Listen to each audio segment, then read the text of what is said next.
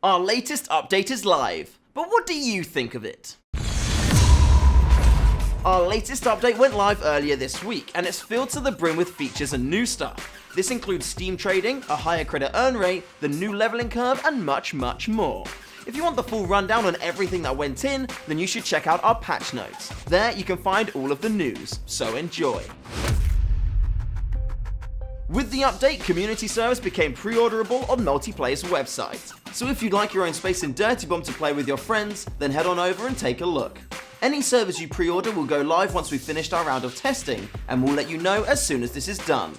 We'd also like to remind you that this is the first implementation of community servers, and over time, we'll be adding more customization options. Steam trading is now live, so that means you can send and receive select items with friends. With this initial implementation, you can trade a number of weapon skins, including KMA, Royal Force, Corpsec, Melee Mayhem, and the new skins which went live with the update. We are planning on adding more items to the trading feature over time, including other weapon skin cases and a selection of loadout cards, but we'll give you updates on those closer to the time. Every item that's tradable will also be able to be put on the marketplace when that integration hits, but again, we have no further information available on that just yet for you. Another new feature is the updated tutorial, which I might add is super shiny.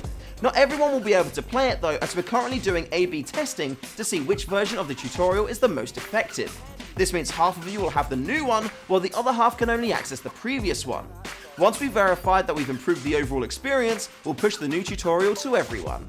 If you can't play it, don't be sad. I'm sure someone will make a YouTube video about it soon.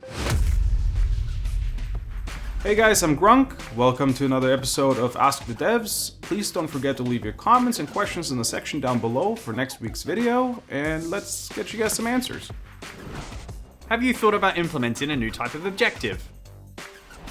We've definitely thought about changing objective types or adding additional objective types into the game. However, as of right now, we're just going to focus on what we have available. Will there ever be performance config that devs make for low-end PCs or similar? That's basically what our minimal settings and our settings page are for. However, if you feel like that we're lacking certain things where things could be further reduced without giving an unfair gameplay advantage, please do let us know either on Reddit or our forums, or just reach out to our support services. Why you don't get a refund in credits or rads when you buy a bundle that have a merc you already own?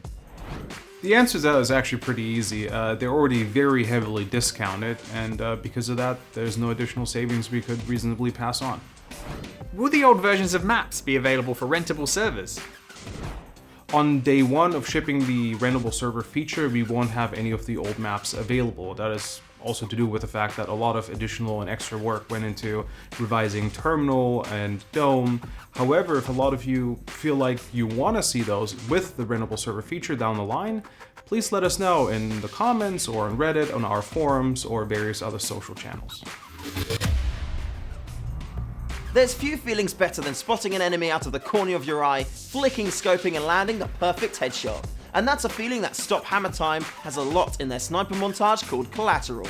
Head on over, check it out, and enjoy the scopy goodness.